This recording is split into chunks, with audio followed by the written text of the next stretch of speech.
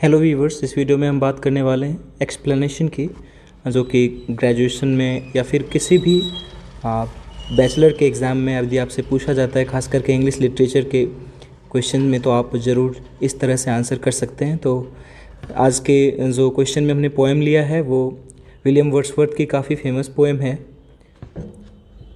तो देखिए पोएम का एक लाइन जो है, no motion hath seen of no force, she neither hears nor sees, rolled round in earth's diurnal course with rocks and stones and trees।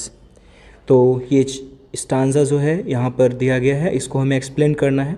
ये exam में 2017 में भी पूछा गया है, 19 में, तो चांसेस पूरे हैं कि इस बार भी पूछे जाएँ एग्ज़ाम में, तो आप अच्छे से प्रिपेयर करके जा सकते हैं। तो इस तरह से आप ऊपर में पहले इन लाइनों को अंडर कोटेशन मार्क लिख देंगे। इससे क्या होता है कि आपकी एक स्पेस भी बन जाती है और साथ ही साथ दिखने में भी थोड़ा कंटेंट आपका अच्छा लगता है।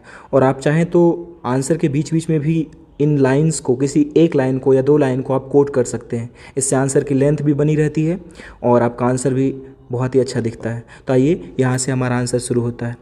Above lines has been extracted और टेकन। एक्सट्रैक्टेड वर्ड थोड़ा लिटरेचर से जुड़ा हुआ लगता है, तो आप इसे यूज़ करेंगे ज़्यादा अच्छा रहेगा। वैसे इसका मतलब होता है टेकन, ठीक है।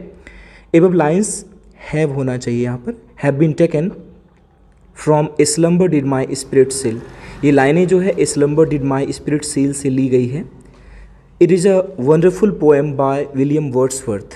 ये विलियम वर्ड्सवर्थ के द्वारा लिखी गई एक बहुत ही अच्छी कविता है और हमने ब्रैकेट में इनके लाइफ स्पैन को लिखा है। और इसी तरह से यदि आप एग्ज़ाम में कोई भी आंसर करें तो कुछ इंपॉर्टेंट डेट्स यदि आपको याद हो, चाहे वो बुक की पब्लिकेशन डेट हो या कोई पोएट का लाइफ स्पैन हो, तो आप उन्हें ज़रूर मेंशन करें। इससे आपकी आंसर बेहतरीन होती है और अच्छे से अच्छे मार्क्स मिलते हैं।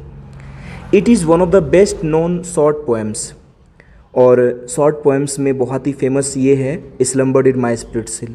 बीइंग अ रोमांटिक पोएम, चूँकि एक रोमांटिक पोएम है, it has also the qualities of an elegy and lyric. इसमें जो क्वालिटीज़ हैं वो एक एलेजी की भी हैं। एलेजी मतलब शोक गीत होता है, आपको लिटरेरी टर्म्स में आपने पढ़ा होगा। एंड लिरिक, और एक छोटी सी कविता को लिरिक भी कहा जाता है। It is counted among his Lucy poems. और आप सभी जानते होंगे, यदि वर्ड्सवर्थ के बारे में आपने पढ़ा होगा, तो लूसी पोएम्स के लिए वे कितना ज़्यादा फेमस हैं। तो उन्हीं लूसी पोएम्स में ये एक पोएम है slumber did my spirit seal. तो हमने यही लिखा है कि इसे लूसी पोएम्स में गिना जाता है, for which Wordsworth is known, जिसके लिए वर्ड्सवर्थ को जाना जाता है। इट इज़ सपोज्ड और assumed that it is about a young girl. ऐसा माना जाता है कि उनकी जितनी भी लूसी कविताएँ हैं वो किसी यंग गर्ल के लिए लिखी गई हैं, who died at very early age, जो कि बहुत ही कम उम्र में मर गई। अब हम पैराग्राफ चेंज करेंगे, ये इंट्रोडक्शन था, अब हम एक्सप्लेन करेंगे इन लाइनों को और तीसरा स्टांजा कंक्लूजन होगा। आप आंसर 1.5 पेज में करें तो बहुत ही अच्छी जो है बात होगी और आपको शायद अच्छे मार्क्स भी मिलेंगे।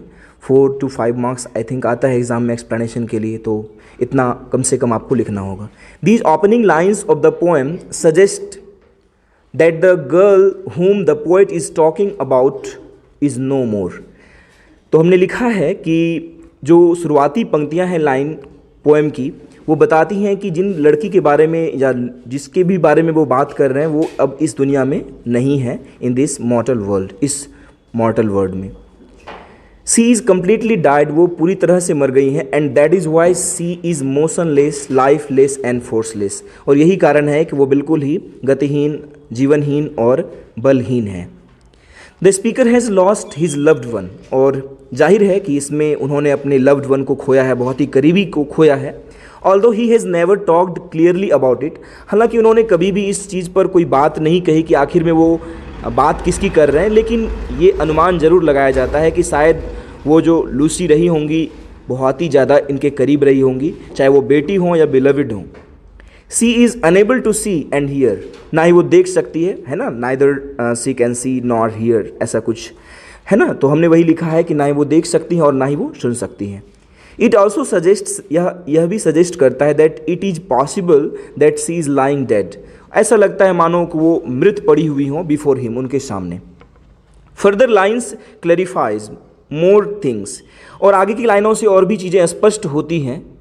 As it says that she has become a part of the earth now, क्योंकि आगे की लाइनों में कहा गया है कि वो अब पृथ्वी का एक हिस्सा बन गई है, मिट्टी का एक हिस्सा बन गई है। मिट्टी का हिस्सा बनना मतलब समझ ही सकते हैं, उनको बरी कर दिया गया है ना, दफना दिया गया है। It means that she has been buried, कि उन्हें दफना दिया गया है। अब हमने कंक्लूड करना है इनको, क्योंकि लगभग एक पेज की लेंथ हो चुकी है। The lines are full of emotions, पंक्तियाँ जो है भावनात्मक हैं, काफ़ी ज़्यादा फीलिंग्स एंड इमोशन से भरी पड़ी हैं। That the speaker is feeling, और जो शायद महसूस कर रहे हैं लेखक और या स्पीकर कह सकते हैं। The mode of the lines is elegiac, जो कविता की मोड है वो एलेजियाक है, काफ़ी दुखद है, दुख भरी है। It has been written in a combination of iambic, tetrameter and trimeter. और आपने यदि स्कैंसन की वो वीडियो देखी होगी तो आपको समझ में आता होगा कि आयम्बिक, टेट्रामीटर और ट्राईमीटर क्या होता है। एक लाइन जो है टेट्रामीटर में है और दूसरा ट्राईमीटर में है, अल्टरनेट करके, ऐसे ही पूरे पोएम की राइमिंग है, मीटर है। Its rhyming scheme is A B A B, rhyming scheme काफ़ी आसान होता है तय करना, है ना, ए बी है। It is also decorated with poetic features, इन्हें डेकोरेट किया गया है इन लाइनों को पोइटिक फीचर्स से, लाइक जैसे इमेजरी, एलिट्रेशन। एलिट्रेशन आपने देखा होगा, एक हम लास्ट में बताते हैं आपको, पहले इसको पूरा कर लीजिए। The poem is best remembered for its deep expressions, ये अपने गहरे भावनात्मक अभिव्यक्तियों के लिए जानी जाती है यह कविता। No doubt the lines are masterpiece, ये पंक्तियाँ जो है अपने आप में मास्टरपीस हैं, ये इसमें कोई संदेह नहीं है। And defining the romantic poetry and its beauty, और ये रोमांटिक पोइट्री और ब्यूटी को दर्शा रही हैं। The language which has been used, जिस लैंग्वेज का प्रयोग किया गया है, is also very simple and easy going, आसानी से समझा जा सकता है, बहुत ही साधारण भाषा में इसको लिखा गया है। तो ये थी कंक्लूजन, और कुछ बातें जो आपको शायद समझ ना आई हो, मैंने एलिट्रेशन कहा इसमें है, तो एलिट्रेशन आप देख सकते हैं यहाँ पर, rolled round in earth's diagonal course, ये rolled round, R sound repeat हुआ है, इसीलिए हमने कहा कि यहाँ पर एलिट्रेशन है। और राइमिंग स्कीम काफ़ी आसान होता है, फोर्स है तो ए मान लेंगे इसको, सीज बी हो जाएगा, अगेन फोर्स और कोर्स तो ये ए हो जाएगा, और जैसे सीज है उसी तरह ट्रीज, तो ए बी, इसकी ये राइमिंग स्कीम है। I hope you got it, thank you.